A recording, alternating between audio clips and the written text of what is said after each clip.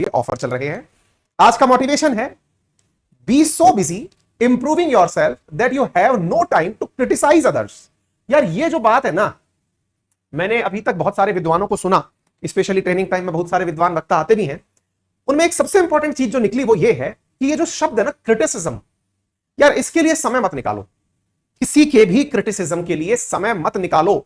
आपको जो समय देना है वो खुद पर, अपनी अच्छाई पर और दुनिया की प्रशंसा पर ही दो। बुराई में समय मत निकालो। मतलब कल को अगर आपको ना किसी को डांटना भी हो, जैसे मान लो आदर्श को मुझसे डांट भी खानी होती है कभी, तो मैं पहले तारीफ करता हूं कि तुम इंसान बहुत अच्छे हो, लेकिन काम में तुम ये गड़बड़ कर रहे हो। सच्चाई ये है कि इस दुनिया में क्रिटिसिज्म किसी को बर्दाश्त नहीं है।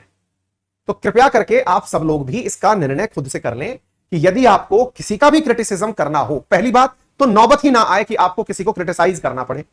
अगर करना पड़ भी गया तो ध्यान रखें कि उसका कम से कम लोगों के बीच में क्रिटिसिज्म हो, या फिर डांट हो या जो फटकार हो, पब्लिकली ना हो। हालांकि आप कहेंगे लो भरी क्लास में आदर्श का नाम ले लिया आपने, अरे तारीफ भी की ना, उदाहरण समझाया है आपने आपको।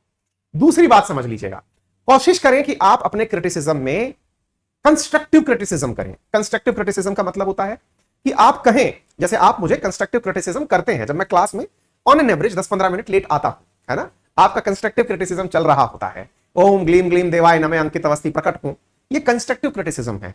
आप बुराई भी कर रहे हैं कि सर आ क्यों नहीं रहे हैं, लेकिन आप इस बारे में सकारात्मक भी हैं कि ठीक है महाराज आ जाओ, मैं वेट कर रहा हूं।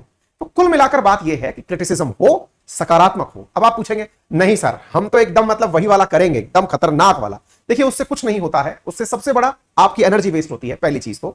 और दूसरा, आपकी वजह से सामने वाले का भी मूड खराब होता है। आपको 100 गालियां आपको पड़ती हैं, 10 हमको भी पड़ जाती हैं, और ये सबके ऊपर लागू होता है ना। चलिए बहुत हुआ ज्ञान की बातें, अब पढ़ाई लिखाई की बात कर लें। अब भैया पढ़ाई लिखाई की बात